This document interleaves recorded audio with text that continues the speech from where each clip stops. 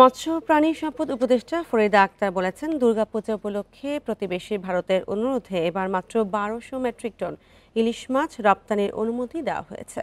শনিবার বিকেলে ঠাকুরগাঁও এক মতবিনিময় সভায় তিনি এসব কথা বলেন। এ সময় উপদেষ্টা বলেন, দেশের চাহিদাকে সর্বপ্রথম গুরুত্ব দেওয়া হবে। প্রতিবেশী দেশের অনুরোধ থাকায় কিছু পরিমাণ ইলিশ পাঠাতে হচ্ছে, তবে এবারের কম পরিমাণ এবং তুলনামূলক বেশি মূল্যে দেওয়া হয়েছে। দেশের চাহিদা পূরণ নিশ্চিত করেই রপ্তানি করা হবে বলেও জানান তিনি।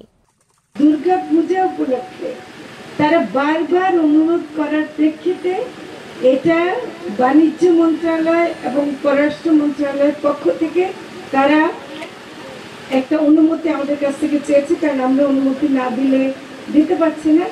এটার জন্য ১২০০ মেট্রিক টন দিয়েছে।